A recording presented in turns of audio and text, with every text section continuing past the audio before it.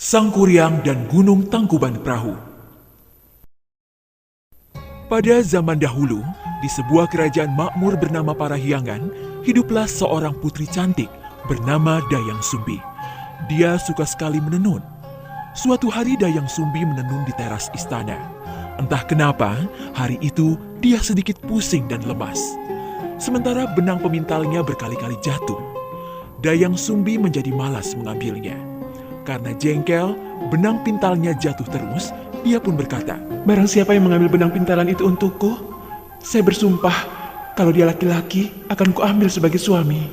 Dayang Sumbi senang karena benang itu sudah berada di dekatnya. Lalu siapa gerangan yang mengambilnya? Hah?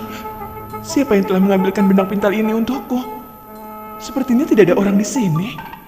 Betapa terkejutnya Dayang Sumbi. Karena yang mengambil benang itu adalah si Tumang, anjing kerajaan yang terkenal setia dan sakti. Akulah yang mengambilkan untukmu, Dayang Sumbi. Kamu Tumang? Berarti kamu akan menjadi suamiku? Bagaimanapun, Dayang Sumbi tidak bisa mencabut sumpahnya. Dia pun menikah dengan Tumang. Hasil pernikahan mereka, Dayang Sumbi melahirkan seorang bayi laki-laki yang berwujud manusia yang diberi nama Sang Kuryang. Tumang berpesan kepada Dayang Sumbi supaya tidak mengatakan pada Sang Kuryang jika Tumang adalah ayahnya. Dayang Sumbi, tolong jangan katakan kepada anak kita jika aku adalah ayahnya. Baiklah Tumang, aku tidak akan mengatakannya kepada Sang Kuryang anak kita. Sang Kuryang tumbuh menjadi anak laki-laki yang sehat, lincah dan cerdas. Tumang pun selalu mengikuti Sang Kuryang kemana dia pergi, serta mengajarkan kesaktian yang dimilikinya. Ayo Tumang, ayo cepat, kejar aku. Iya Sang Kuryang, aku akan mengejarmu.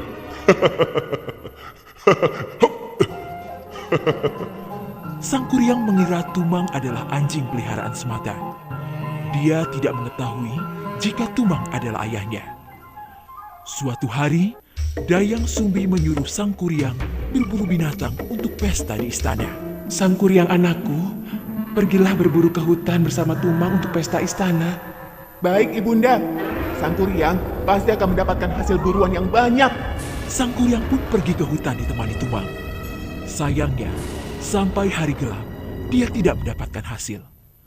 Karena jengkel, akhirnya Sang Kuryang membunuh Tumang dan menyerahkan dagingnya sebagai hasil buruan untuk pesta istana. Dayang Sumbi tidak mengetahui jika daging itu adalah si Tumang. Dia mengira itu daging hasil buruan. Ibunda, ini hasil buruan untuk pesta istana nanti. Wah, terima kasih anakku Sang Kuryang.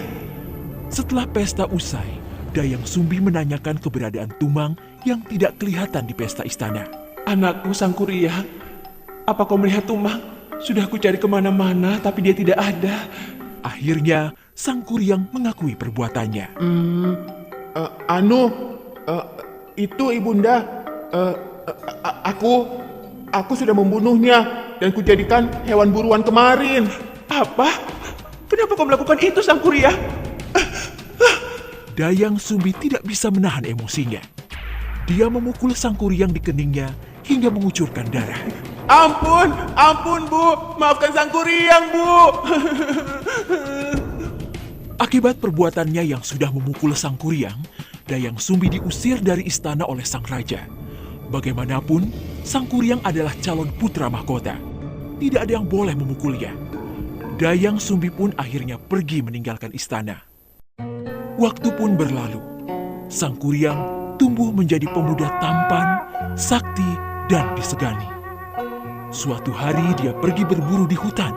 Alangkah terkejutnya dia saat bertemu dengan seorang gadis yang sangat cantik.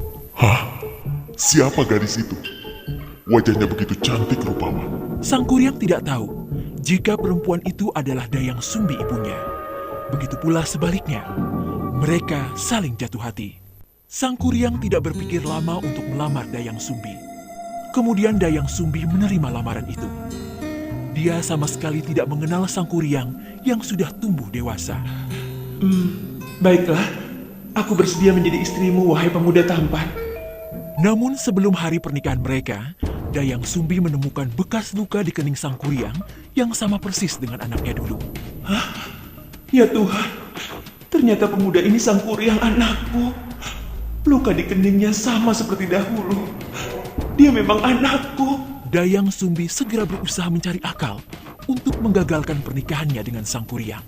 Sang Kuryang, kamu bisa menikahiku, asalkan kamu bisa memenuhi permintaanku. Apa gerangan permintaanmu, wahai gadis cantik? Dayang Sumbi sudah memikirkan syarat itu. Suatu hal yang tidak mungkin dipenuhi oleh Sang Kuryang. Aku ingin kamu mengubah bukit itu menjadi bendungan dan membuat perahu untuk menyusuri bendungan itu. Semua itu harus sudah selesai sebelum fajar menyingsing. Permintaan Dayang Sumbi sungguh berat. Namun Sang Kuryang tidak ingin kehilangan Dayang Sumbi. Baiklah, aku akan mewujudkan semua permintaanmu. Sang Kuryang mengeluarkan seluruh kesaktiannya. Dia mengundang seluruh makhluk halus dan jin untuk membantunya. Kesaktiannya ini dulu diajarkan oleh ayahnya Tumang. Mereka lalu bekerja semalaman menutup sungai dan mata air dengan lumpur dan tanah. Akhirnya aku bisa menjadikan bukit ini menjadi bendungan. Saat semua sudah terbendung, Sang Kuryang pergi menebang pohon raksasa dan mulai membuat perahu yang sangat besar. Sekarang tinggal membuat perahu besar untuk menyeberangi bendungan ini. Aku pasti bisa. Dayang Sumbi mulai gelisah. Sebab pekerjaan Sang Kuryang hampir selesai. Padahal fajar masih lama. Aduh, bagaimana ini? Aku harus menggagalkan usaha Sang Kuryang sebelum terbit fajar. Dayang Sumbi berdoa dengan khusyuk kepada Tuhan agar usaha Sang Kuryang gagal. Oh Tuhan, bagaimana mungkin aku menikah dengan anakku sendiri? Itu tidak mungkin. Tolonglah percepat fajar datang agar semua makhluk halus itu pergi. Dan tidak ada yang membantu Sang Kuryang menyelesaikan pembuatan perahu besar itu sebelum fajar tiba. Keajaiban pun terjadi. Matahari terbit lebih cepat. Usaha Sang Kuryang pun gagal. Hah? Sudah pagi? Padahal perahu yang aku buat belum selesai. Sang Kuryang sangat marah saat mengetahui jika dia ditipu. Siapa sebenarnya kau ini? Kau sudah menipuku. Tega sekali kamu. Dayang Sumbi menangis mendengar perkataan Sang Kuryang. Bagaimana mungkin aku bisa menikahimu, anakku? Sesungguhnya, aku adalah Dayang Sumbi, ibu kandungmu. Sang Kuryang tidak percaya dengan ucapan Dayang Sumbi. Dia marah. Tidak mungkin. Aku tidak percaya semua perkataanmu. Tidak mungkin. Tidak. Aku ibumu, Sang Kuryang. Ibu kandungmu. Kemudian Sang Kuryang menendang perahu buatannya hingga terlempar jauh.